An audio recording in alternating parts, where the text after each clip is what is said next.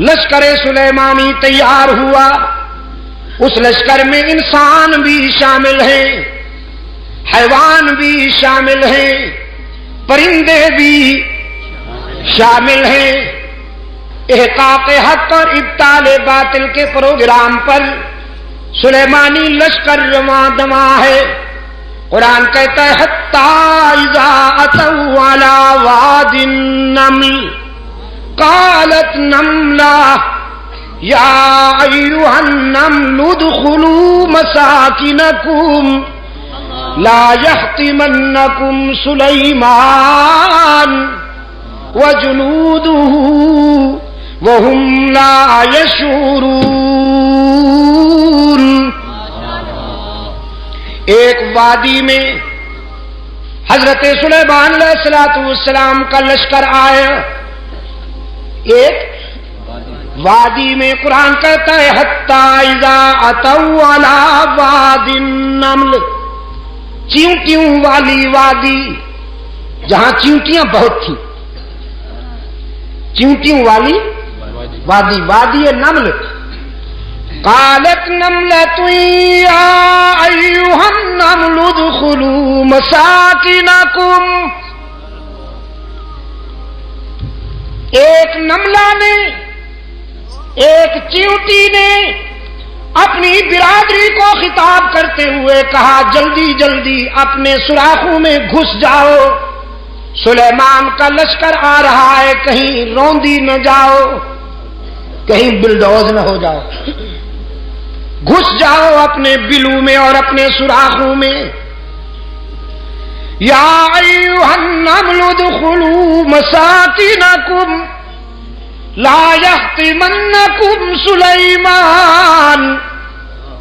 کہیں تمہیں سلیمان اور اس کا لشکر کچل نہ ڈالے.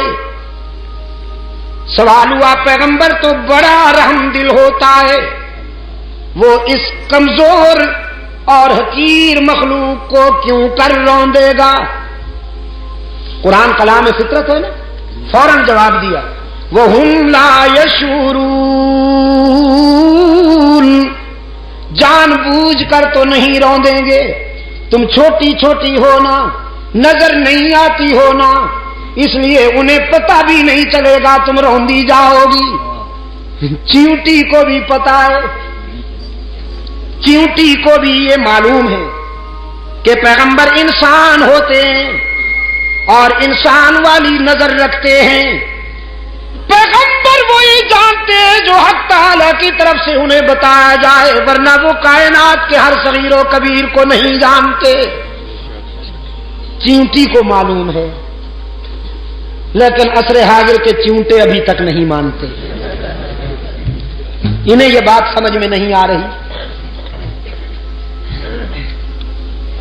فَتَبَسَّمَ ضَاحِكًا مِّن قَوْلِهَا. چیونٹی کے یہ بات سن کر حضرت سلیمان علیہ السلام مسکرا دیے.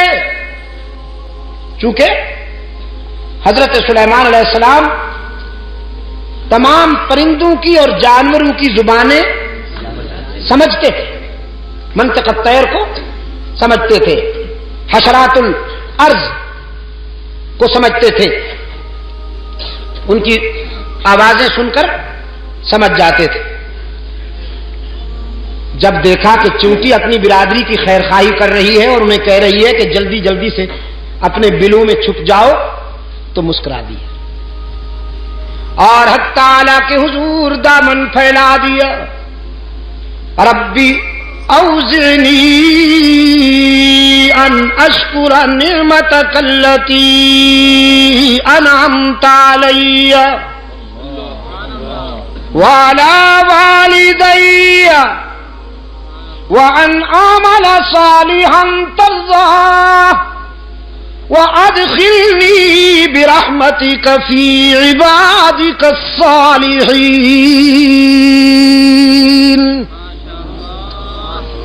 الہ العالمین، تو نے کتنا کرم کیا ہے مجھ پر کہ اگر چیونٹیاں بولتی ہیں تو میں سمجھ لیتا ہوں، پرندے چہکتے ہیں تو میں سمجھ لیتا ہوں، لیکن میرے معبود تو نے اپنے فضل و کرم میں تو کمی نہ کی، اب مجھے بھی توفیق عطا کر کے میں تیری نعمتوں کا شکر ادا کر سکوں۔ رب اوزعنی ان اشکر نعمتک التی انعمت علی وعلی والدی، تو نے مجھ پر اور میرے والدین پر جو کرم کیا ہے اور احسانات فرمائے ہیں، اے اللہ ان احسانات کے شکر کی بھی تو توفیق عطا فرما کہ ہم تیرا شکر ادا کر سکیں۔